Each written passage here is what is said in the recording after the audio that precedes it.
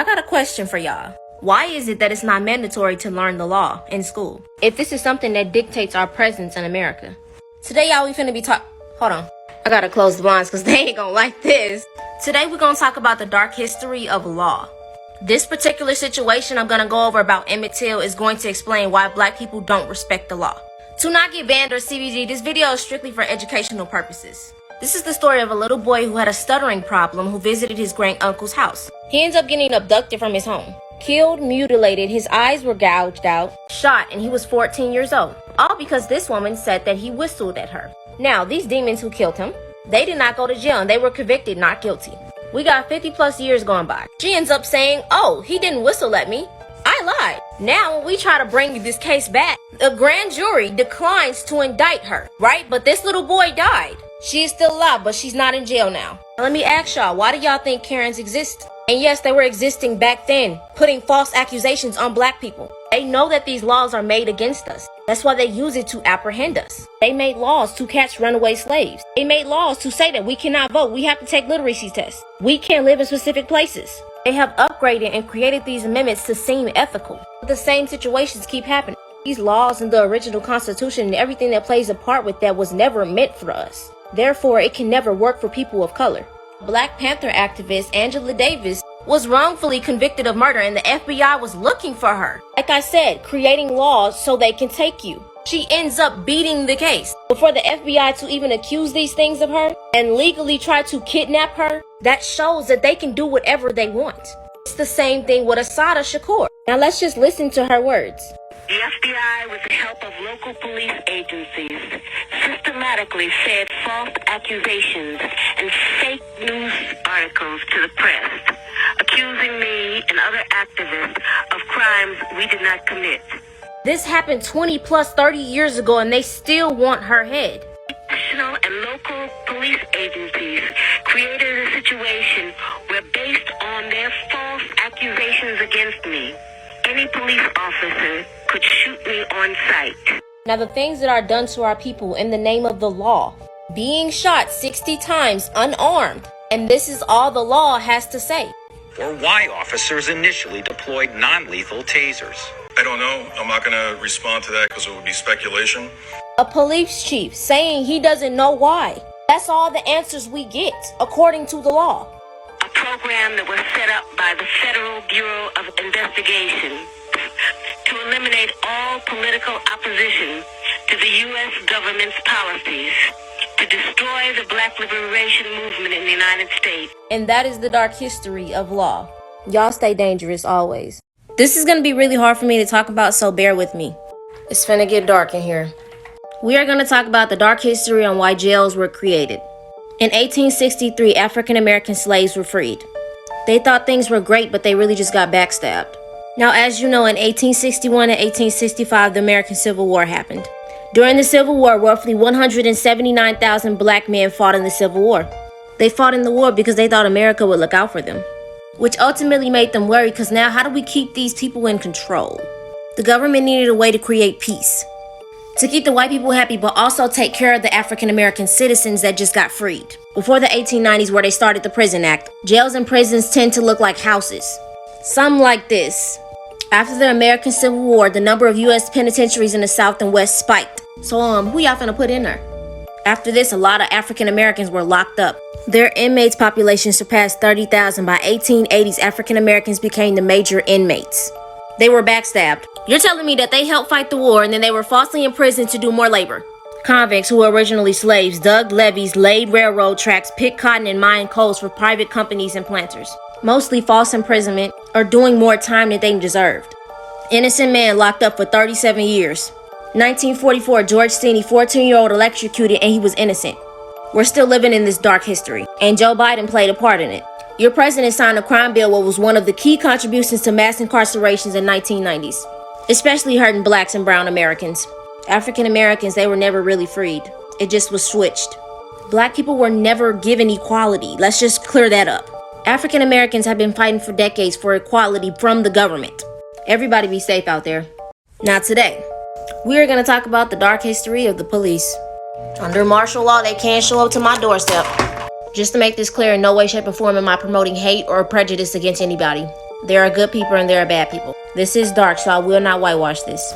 Let's go down the timeline, shall we? Before the formal police system, there were people called the Night's Watch, constables, sheriffs, and slave patrol. Before the fight between Republicans and Democrats, the fight between free states and slave states. So they all had their own individual laws. So now that we understand the separation of America, we can understand the separation of police. You know, the good cops and the bad cops. But today we're talking about the dark history, so we're going to talk about the bad cops. Originally, slave patrol originated in the early 1700s with one mission: establish a system of terror and squash slave uprising in the capacity to pursue, apprehend, and return runaway slaves to their owners. Because, you know, we weren't considered people. They had to make sure slaves weren't wandering out at night trying to run away, you know. So there was an issue because there wasn't unity. The northern and the southern states were beefing. The southern states wanted to assert their authority over federal government so they could abolish federal laws they didn't support, i.e. wanting to keep slavery. So civil war happened and declared that all personal people who held slaves with the rebellious states are henceforward shall be free. So there was no need to run or fear for your life, right? So this became this, but it was still the same thing. I can't even show the pictures that I want to show, but even after that, a lot of African Americans were still terrorized. So now that slave patrols were not allowed, these people became the police to assert their dominance because of the prejudices that they had. An example of this is called lynching. Violent public acts that white people used to terrorize and control black people in the 19th and 20th century. Hanging them from trees, but they also involved extreme brutality such as torture, mutilation, decapitation, and desecration. Some of them were burnt alive. Now, a lot of people are wondering why there are bad cops. Because the same people who were slave catchers became police, and then their children's children had children, their children's children had children, and then we all are just dealing with this American problem. I wanted to squeeze in as much information as I could, but you know, it just gets too deep. Just wanted to put a spark in your brain, but I will make more videos on this. Y'all be safe with these bad cops. Y'all just watch this real quick. If you have a problem figuring out whether you're for me or Trump, and you ain't black. Okay, Joe, since you want to take it there, we can take it there. Today we're going to talk about the dark history of the Democrats. Now before I start, I want to let you know that I have no bias against anybody. You do what you want, you believe in what you want. And no, I do not identify with any political party. I'm just stating the dark history. Mutilation, whipping, drowning, castration, buck breaking, terrorism, and torture. 246 years went by before y'all even got involved in that. Y'all remember that terrorist group Ku Klux Klan? Founded by Nathan Bedford Forrest, who was the Grand Wizard and a Democrat. Didn't Eric Foner, a Democrat, argue that the KKK was a military arm of Democratic Party in the South?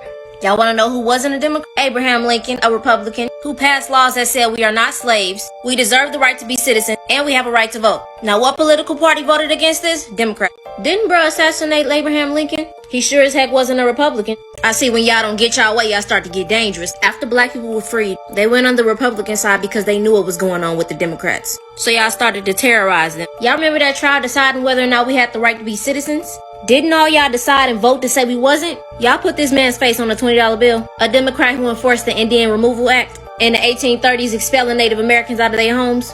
Wasn't majority of the southern states Democrats? Didn't y'all identify y'all as the white man's party? Didn't y'all enforce Jim Crow policies? Democrats use intimidation tactics to suppress black voters. Literacy tests, poll taxes, protests against us even trying to vote, owning property, and then when y'all got cool with us starting to vote, didn't the Democratic president say he'll have us voting for the next 200 years? Oh yeah, he put that N-word in there too. There go your boy, sitting with him, devising tactics to get the black people in the Democratic Party. So here's the list. Defended slavery, started the Civil War, oppressed Reconstruction, founded the Ku Klux Klan, imposed segregation, and fought the Civil Rights Act. Oh yeah, don't forget about that too. All I'm saying is just be safe with these people. Do y'all want to know why it was so important for them to force us to convert to Christianity? Not because they wanted to spread an enlightenment in the good word, but because they were very afraid of us. I'm pretty sure y'all heard of the Haitian Revolution. Oh, you know where black people fought against the French and won? They were so nervous, they even made laws. 1685, a law in Haiti prohibited the practice of African religions and forced slave owners to actually push their slaves to adapt to the Christian faith within 8 days.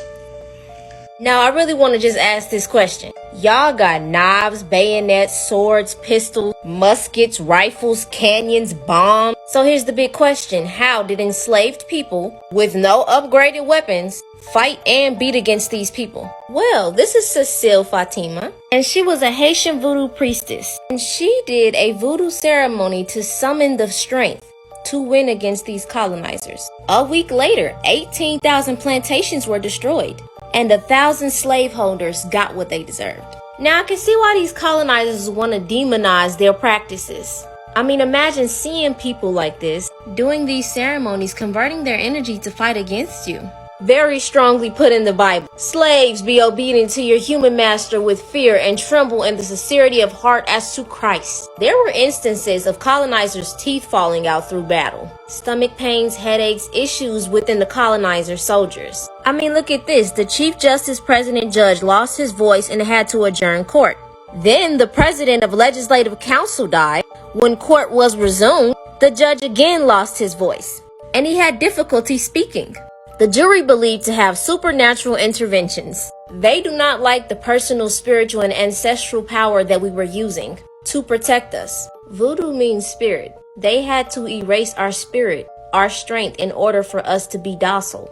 Because what was done in Haiti shook the foundation of owning slaves. But you know, y'all stay dangerous.